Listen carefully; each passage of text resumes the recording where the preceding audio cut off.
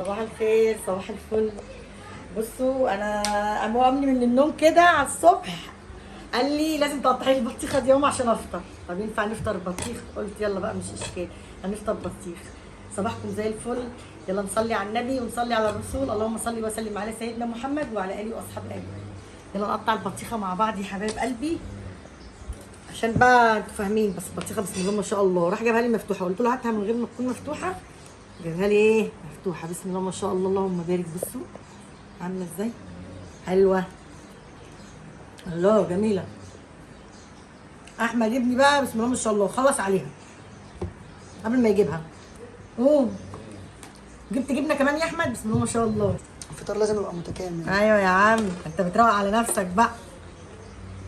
حلو حلو. البطيخ اصلا ده الوقت بتاعه، ده الموسم بتاعه.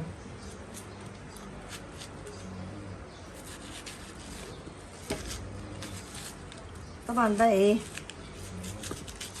هناكل لقمه كده بقى بحته جبنه بصراحه، او بقى وعلى طحينه كده، وتاكلي بقى يا قلب اختك ايه، لان هو كلها بالظبط اسبوع وهتلاقي البطيخ خلاص.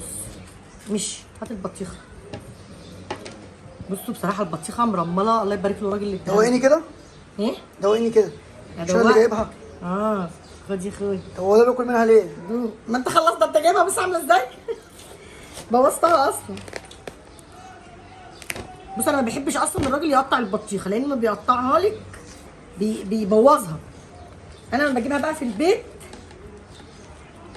مش لازم نعرف هي قرعه ولا حمراء ولا خضراء. ماشي، ما هو كده كده انت اصلا هيجي اقول له نقيها لي حلوه. هو طبعا هينقيها لك حلوه لان انت واخدها برده غاليه مش رخيصه. هو هيعرف من ماشي، ما هي غاليه بس هو هيعرف منين ان هي حمراء. لا هم بيبقى لهم علمانيه يا احمد، يعني بيبقى لهم علمانيه؟ بيبقى حاجه بايد ربنا يا ماما، دي مقفوله حاجه. لا والله بجد، هم هيقولوا لك كمان في الكومنتات، اي واحد بتاع بطيخ عارف انهي الحمراء وانهي اللي بتبقى. تعالى خلي دي في الثلاجه يا شيخه. صدقني والله العظيم، هو مش بيجي يخبط لك عليها كده ويقول لك دي حمراء، صح ولا لا؟ تعالى شيل البطيخه يلا. اما بيجي يقطع لك، اما بيجي يقطعها لك كده بيروح جاي ايه، هو عارف انهين الحمراء وانهين اللي مش حمراء. طب دوقينا تاني كده معلش. دوق، ما انت كده كده هتاكلها. بس والله بجد يعني هي بجد مسكره جميله الصراحه. بألف هنا للي ياكل. هو بقى راح جاب جبنه يا جماعه، جبنه قديمه، وقال لازم اكل النهارده بطيخ وجبنه.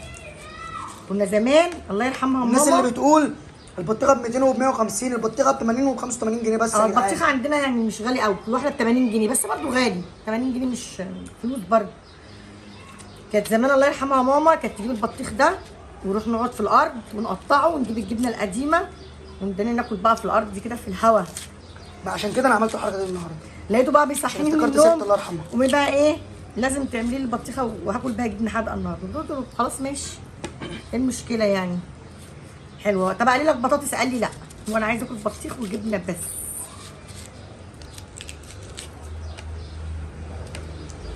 بس سيبوا بقى الاكل دوت وانا هكمل. انا هاخد الطبق ده وامشي. لا امشي فين، احنا هناكل كلنا دلوقتي. جابت جبنه.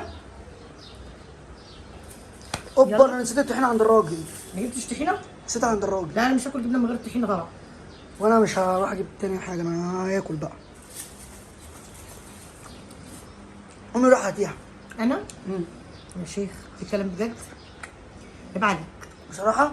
النهارده هات اجازه وقلت هروق عليك يا ماما. يعني تروق عليا تجيب البطيخه وتنسى الطحينه؟ اللي عمل كان زمان كنا نسمع من الناس الكبيره يقول لك ايه، اللي عمل جميل يتمه احسن ايه؟ يمه؟ تتم، يعني اللي عمل حاجه تتمه عشان ما تموتش امه.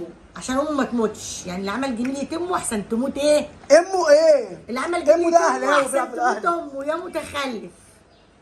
امه مين؟ لما تجيب حاجه تجيبها كامله يا ما تجيبهاش. يبقى اسمها اللي عمل جميلة امه لاحسن تموت امه. اللي عمل جميل كمل جميلة امك انت احسن عملت تموت امك. جميل فيا كمله بقى. ماشي، مش اسمها امه. امه دي بقى امام عاشور بيلعب في الاهلي.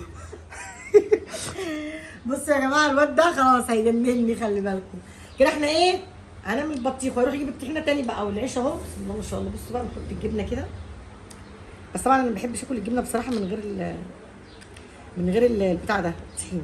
نعمل كده كده اهي الجبنه، نعمل كده